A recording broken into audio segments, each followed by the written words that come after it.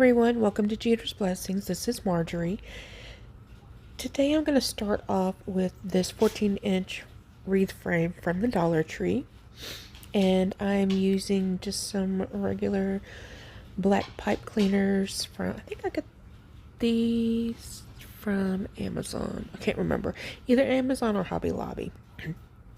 Anyways, I am working in a section and you will see the crossbars, and in the crossbars is one, in between the crossbars is one section, and there are a total of 6 sections, 3 pipe cleaners within each section. As you can see, there's 1 on the 2 inner rings and 2 on the 2 outer rings, so there's a total of 18 pipe cleaners.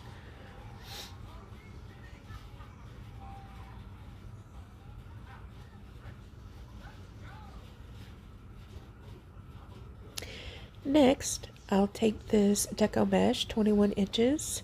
I got my mesh and my sign from Craft Outlet. And all I do here is I just take the end of the 21-inch mesh and I will gather it up. And what I'm showing you is I got 2 zip ties. You don't have to do this. This is just what I do because I just think it gives me a more sturdy wreath, whereas sometimes I can be a little too rough and pull on the deco mesh and stuff, and it'll come out of the pipe cleaner. So here all I did was just gather it, trying to make it as even as I can up at the top, and then I will add it to one of the crossbars, and I just zip tie the beginning portion of the mesh to a crossbar with the zip tie. And then I just take my zip tie gun and I cut off the tail end of the zip tie, and then you don't have to do this part either. I just trim it off. If you don't trim it, it's not going to really matter because it'll all be tucked up under the deco mesh and you can't see it. I just do this for myself. I guess in my mind it looks a lot neater. So I take from that zip tie and I measure out 10 inches and I put it into a pipe cleaner.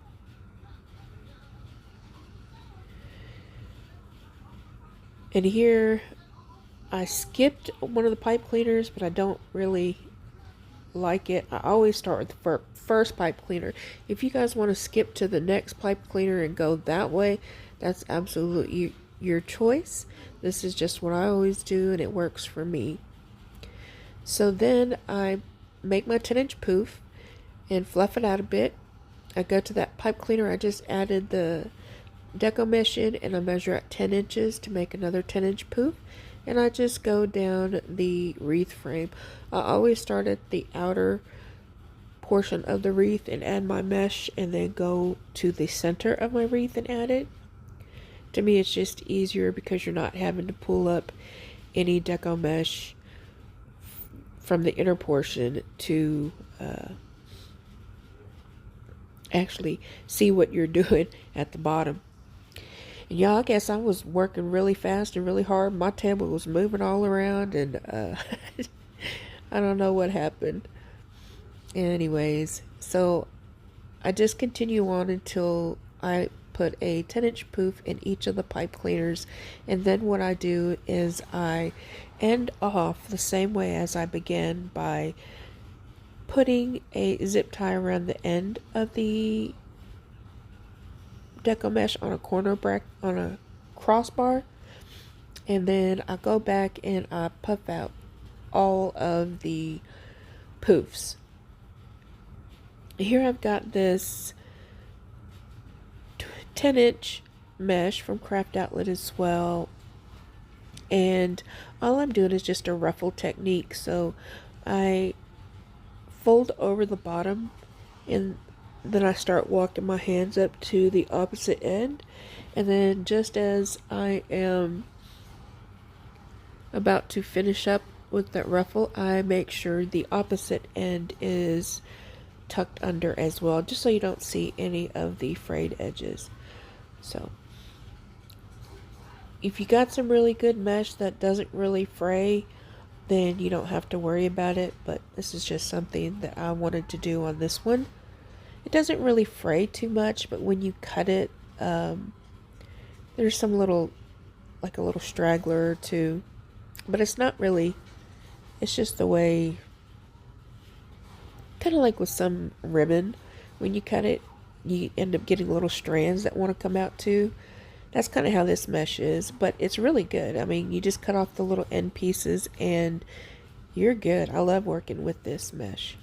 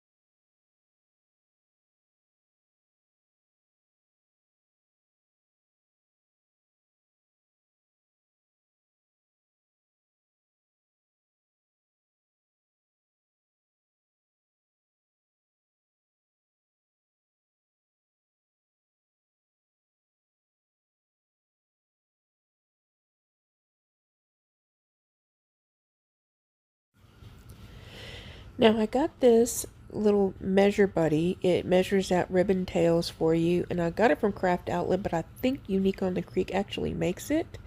And if you pull out both ends, it measures out to a total of 20 inches. But here I'm just going to be cutting at a 14-inch tails.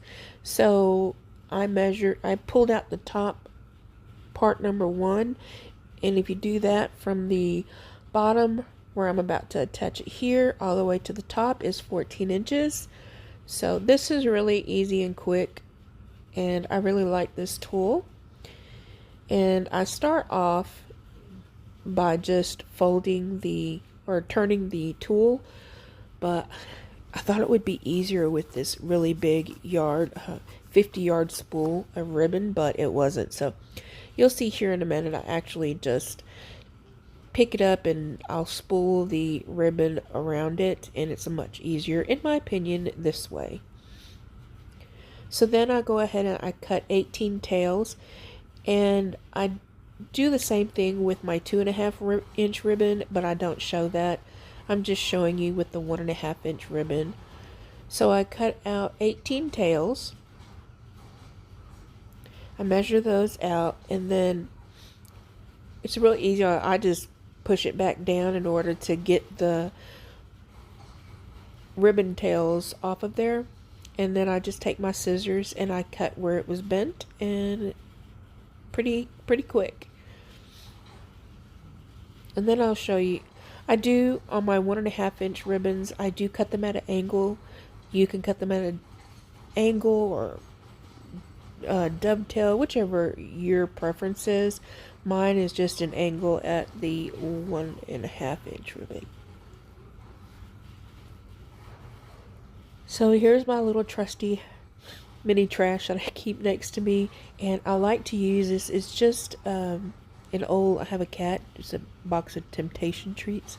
Anyways, I use it because I like to cut my ribbons over it so I don't get all the little wire pieces on my mat, and I don't potentially get it stuck into my hand. So here I've got my 2.5-inch and 1.5-inch ribbons paired up, and as you see, I dovetailed my 2.5-inch ribbons. I actually fold the ribbon sets in half, and then I kind of turn them a little, just a smidge of a crisscross from each other, and then I basically bunch it up in the middle, and then I add it to my pipe cleaner. I just add it right on top. No need to open any of the pipe cleaners. It works just fine this way. So here I am crisscrossing, folding it in. Then I kind of curve the tails, which I like to do. You don't have to. You can actually cut shorter ribbon tails and leave them out straight if that's what you would like as well. Once I add it in there, add the ribbon in the pipe cleaner, I give it a few good twists for security. Then I just cut off all the excess except for about 1/2 inch, and then I just tuck that back into the wreath frame.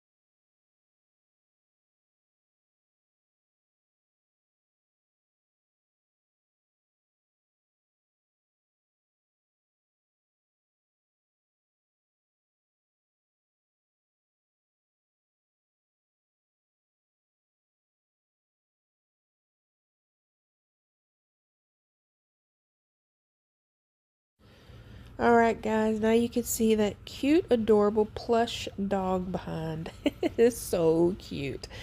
I have a dog and a cat, so I am an animal lover. And I'm kind of going through this a little bit fast just because, I mean, there's not really much to see here. This plush accent actually came with, I want to say, 3 or 4 wires already attached to it. So all I'm doing is taking those wires and feeding them through the deco mesh into the wreath frame and giving them some good twists.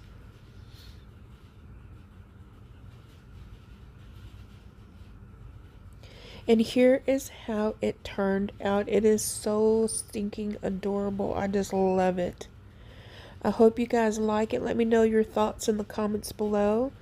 And I hope you guys have a very blessed week.